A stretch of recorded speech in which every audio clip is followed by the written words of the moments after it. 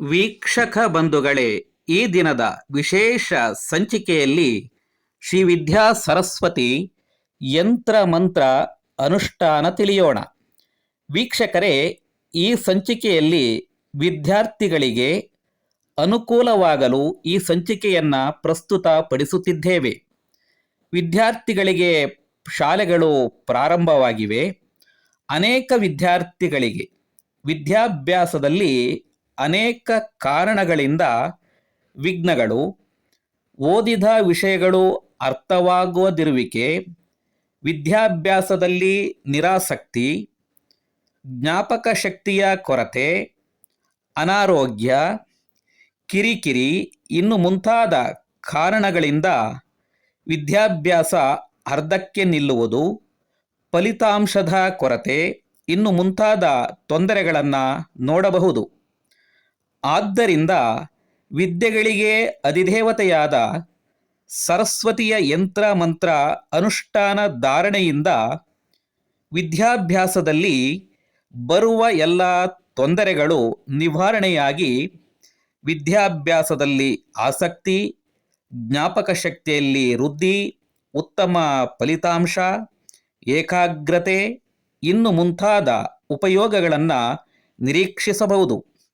ಬನ್ನಿ ವೀಕ್ಷಕರೇ, ಯಂತ್ರ ಮಂತ್ರ ಅನುಷ್ಠಾನ ತಿಳಿಯೋಣ. ಮೊದಲು 3 ಇಂಚು ಅಗಲ ಮತ್ತು ಉದ್ದದ ತಾಮ್ರದ ತಗಡು, ಬ್ರಾಹ್ಮಿ ಗಿಡದ ಬೇರು, ಪೂಜಾ ಸಾಮಗ್ರಿಗಳು, ಬೆಳ್ಳಿ ಇಲ್ಲವೇ ತಾಮ್ರದ ತಾಯಿತವನ್ನು ಸಂಗ್ರಹಿಸಿ. ನಿಮ್ಮ ಮನೆಯ ದೇವರ ಕೋಣೆಯಲ್ಲಿ ಪೂರ್ವಕ್ಕೆ ಅಭಿಮುಖವಾಗಿ ಕುಳಿತು ನಾವು ಸ್ಕ್ರೀನ್ ಮೇಲೆ ತಿಳಿಸಿದ ರೀತಿಯಲ್ಲಿ ಯಂತ್ರವನ್ನು ತಾಮ್ರದ ತಗಡಿನ ಮೇಲೆ ರಚನೆಯನ್ನ ಮಾಡಿ. ಯಂತ್ರದಲ್ಲಿ ತಪ್ಪಿಲ್ಲದೆ ಬೀಜಾಕ್ಷರಗಳನ್ನು ಬರೆಯಿರಿ ಮತ್ತು ಸರಸ್ವತಿ ದೇವಿಯನ್ನ ಭಕ್ತಿ ಮತ್ತು ಶ್ರದ್ಧೆಯಿಂದ ಪ್ರಾರ್ಥಿಸಿ.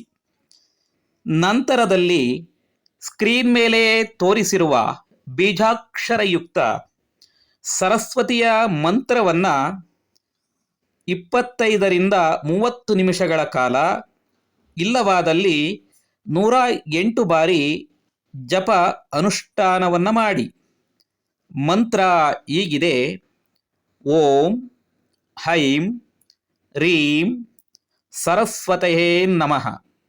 ಇನ್ನೊಮ್ಮೆ ಹೇಳುತ್ತೇನೆ: ಓಂ ಹೈಂ ರೀಂ ಸರಸ್ವತಯೇ ನಮಃ ಎಂದು ಜಪ ಮಾಡಿದ ನಂತರದಲ್ಲಿ ಪೂಜನೀಯ ಯಂತ್ರ ಮತ್ತು ಬ್ರಾಹ್ಮಿ ಗಿಡದ ಬೇರನ್ನು ತಾಯತದಲ್ಲಿ ಭದ್ರಪಡಿಸಿ, ನಂತರದಲ್ಲಿ ಪುನಃ ಮತ್ತೊಮ್ಮೆ ಪೂಜೆಯನ್ನು ಮಾಡಿ.